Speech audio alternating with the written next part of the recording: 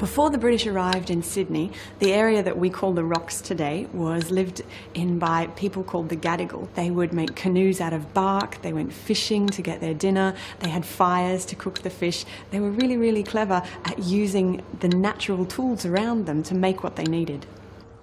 The ships have arrived, not far from where we are right now, just across the bay there.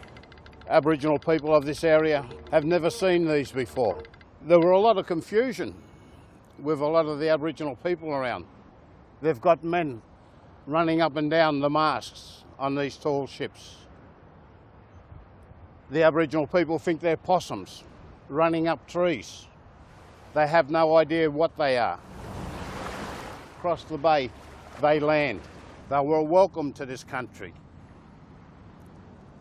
We thought they would have just been coming in for water, supplies. But to our shock and our horror, they stayed. I think that it must have been a really hard thing for the Gadigal people when those Europeans first arrived, because they were such a really different culture and a really strong culture that impacted on the Gadigal life. The Europeans wore clothes and tried to insist that the Gadigal people did as well. They brought disease that would have really, really impacted on their communities. And of course, the natural resources that the Gadigal used, like the fish to eat, suddenly had to be shared with hundreds more people. So I think it would have been a really hard time for them. They started cutting down all the trees. Our tank stream, fresh water here, was polluted in the first 6 months that they arrived.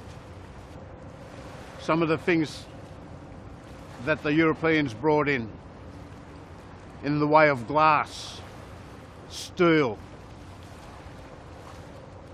and the best thing that we ever seen in this country was bread. And along with bread come grog, the rum. Aboriginal people couldn't understand the cruelty that these fellows were doing to their own kind. Floggings, jails, hangings. There were diseases, smallpox, that ravaged the Aboriginal population. Aboriginal people had no resistance against this disease, and it spread like wildfire.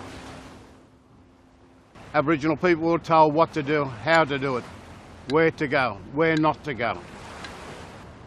And that angered a lot of Aboriginal people. A lot of people think